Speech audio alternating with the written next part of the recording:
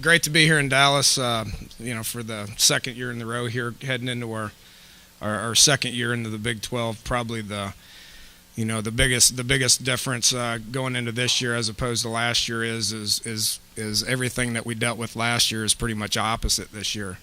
Had a lot of good things coming off a big bowl game, and had some star power on offense and all the experience on defense, and very inexperienced on defense. It's the exact opposite going into this year, but nonetheless, it's exciting to be in the Big 12, and just looking forward to getting started here. Tired of vacation, ready to get back and spend time with our kids to try to get us better, ready, to head into the second year here in the Big 12. Okay, we'll take questions. We've got a question right in the very middle here. Let's get a microphone up to you.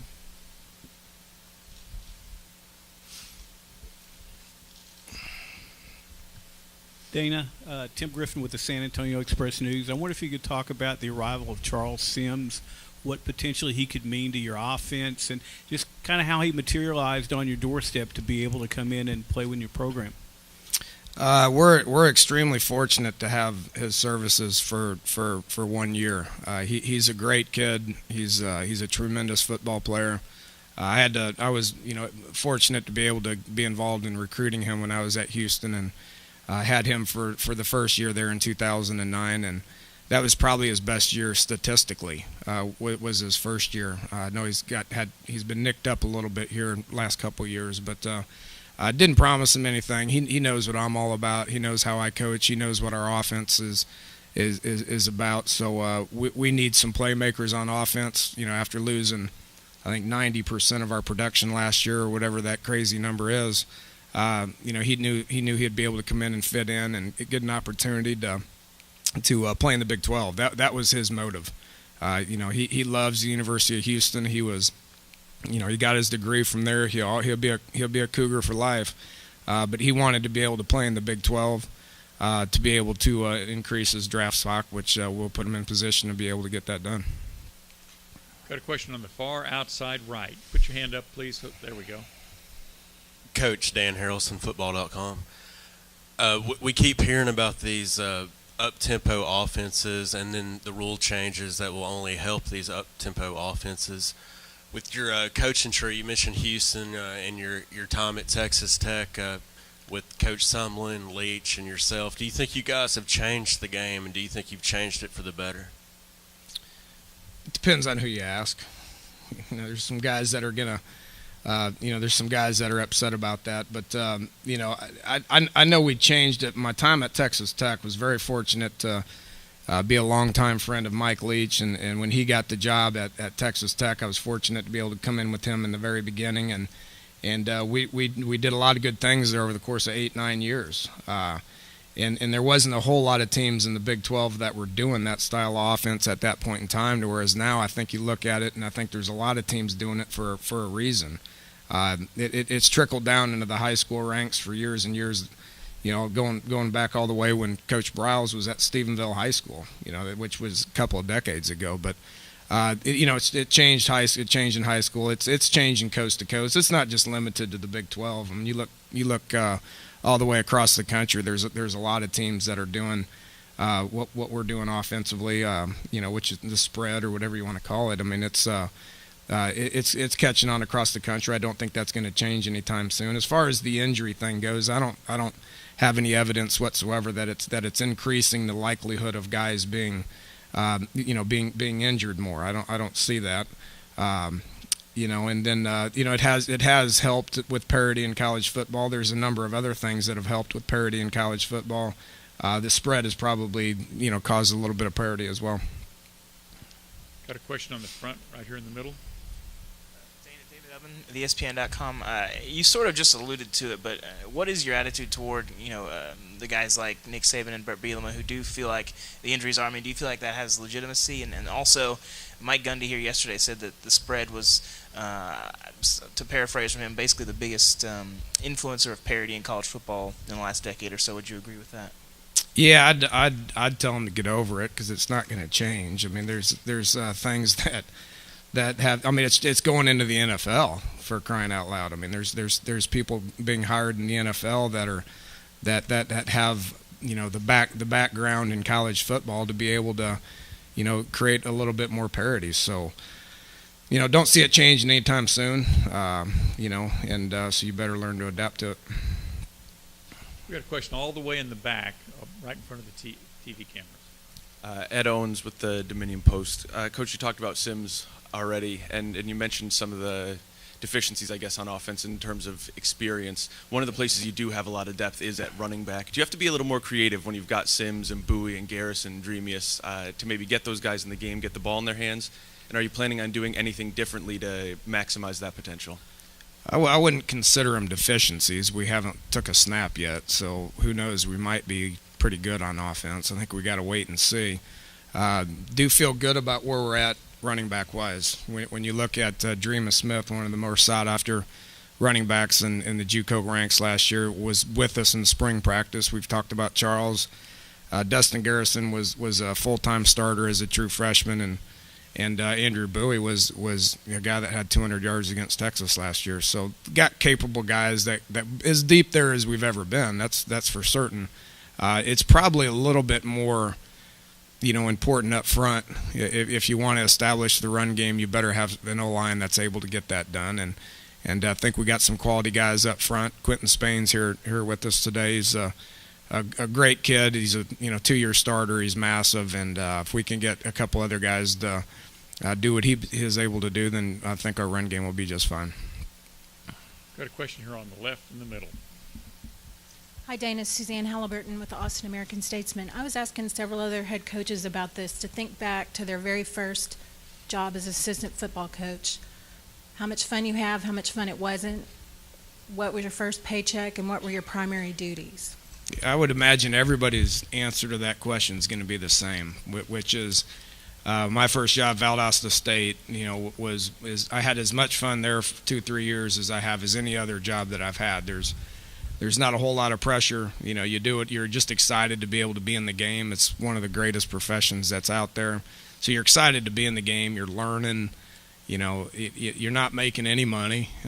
So it's not about that. But you really don't care when you're 22 years old. You get a place to lay your head down and you get a couple of free meals. You're happy. So, it was one of the better jobs that I've had, and I would imagine everybody else would say the same thing.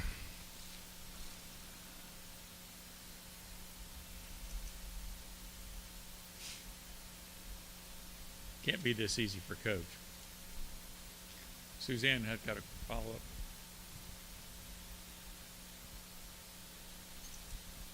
And then Dana, piggybacking on that, it seems head football coaches' salaries have been escalating through the roof, and now it seems to be there's bidding war for quality coordinators and top assistants. Do you see a ceiling on that coming anytime soon? No, I really don't. We had to replace 2 or 3 guys this year that moved on for more money or whatever it was. So it's changing. I remember that there's been plenty of days where there hasn't been a need for changing assistants because nobody leaves. I think I was on the same staff at Texas Tech for 4 or 5 years before it changed. I know Coach Browse has done a tremendous job of retaining his staff, but it is changing, and those guys see. I mean, they see the name. Some of the other staffs want to do what they're looking at, and so how are they going to change that? They can't come after me, so they come after the assistants to be able to do what we're doing. I just use me as an example, but there's been plenty of other examples across the country as well. In the middle, about halfway back. Dana, you guys lost Gino from last year. He's off to the NFL. Just analyze trying to fill those rather big shoes to get your quarterback and get somebody up and running by the starting game. Yeah, I mean, you're going to lose good players in college football. It just happens every single year, and Gino's going to be a great pro, and we don't try to compare him to anybody on our staff or any of that. But we're in the same situation as I think 7 or 8 other Big 12 schools right now. There is the quarterback play in the Big 12 last year was phenomenal, and it's always going to be phenomenal. It's just going to be with newer people, So who our guy is going to be, I don't know. We got Clint Trickett coming in, who has probably as much experience in the college game as anybody in the Big 12, just because he's been a starter in some big games. He's been around it his whole life.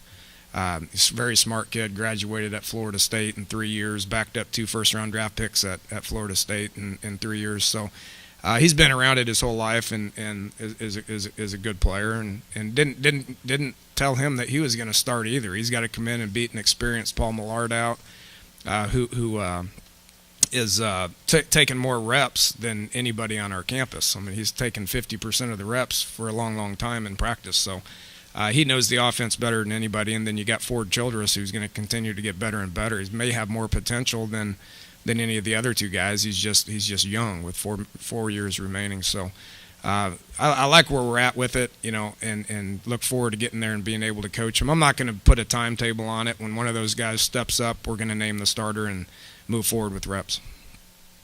Question in the front middle. With regard to getting your best 5 skill guys on the field, how much different could that be this year with a guy like Cody, who's not like a tall outside receiver, an inside guy, or the wealth of depth they have a running back? And could you see running backs playing slot because they are talented, but they can only get so many carries? Yeah, there's a couple of them that I think will be able to move around like that, and then I think there's a couple of slot receivers that we have that could move around into the backfield as much well. So that's a game plan issue. That's with a guy like Cody Clay, he may be our best football player on our team. He can be in the backfield. He can line up at tight end. He can line up at slot receiver and do a lot of things. It's all about personnel groupings, which a lot of defenses are gonna try to personnel group us as well as they can. And we got some guys in the Big 12 defensively that are as good at it as anywhere in the country. Our job offensively is to try to disguise that, to try to put people in positions they don't think are going to be there, and then be able to execute our offense with regardless of where they line up. On the second row middle. Dana, do you feel that with Stedman and Tavon gone, that other receivers will have to step up, and that'll make you guys maybe a little more deeper at the position? Yeah, that's accurate. I haven't lost any sleep over Tavon and Stedman moving on to the NFL. 2 great players, but that holds people back. It's not the first time that we've lost receivers in the NFL and then been able to line up the next year and execute our offense. So it gets me a little bit excited to be able to get out there and face the challenge of being able to take 10, 12 guys and coach them, and try to develop them. I mean, when I got to West Virginia 2.5 years ago, there was a couple of guys that hadn't made a tremendous amount of plays. And we coached them and we developed them, and they turned into phenomenal football players and will play in the league for a long time. Question on the left side, sorry. Yeah, Dana, Kirk Bowles from the Austin American Statesman. I was asking you about the rigors of travel on your teams and how punitive was the travel to Austin and then Lubbock the following week, and has the Big 12 helped you there? I know you go to K-State and TCU back-to-back, but do you feel like it's a pronounced disadvantage? Kirk, I've never bought into that. It doesn't bother me one bit. I will never use travel as an excuse, for a win or for a loss. Now, Coach Huggins and Coach Carey and Coach Maisie are basketball coaches and baseball coach. They should be complaining about it. When you play 2-3 games in a week, it's different. When you play 1 game a week on 12 Saturdays, in 14 weeks, it's not that big of a deal. We got 5 road games, and the routine of those road games will remain the same regardless if we were going to get on a plane and fly to Syracuse, New York, or fly to Lubbock, Texas, or South Florida, or Austin, Texas. It doesn't matter. It's all about routine to us. We're going to get back after the game on Saturday, and we're going to line up and have the same routine the next week.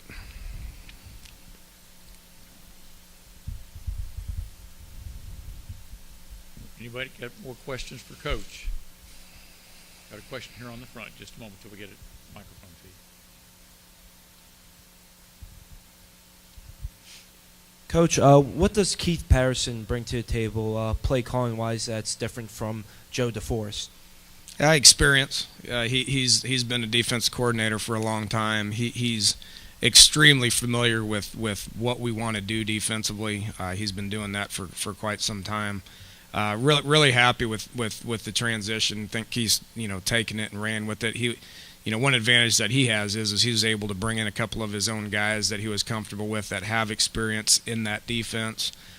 So really like our defensive staff right now. The communication has been the biggest, probably improvement. But Keith's done that before. He's been a DC before. He's got a bunch of experience calling plays in this specific defense that we want to run, and I think the results will show.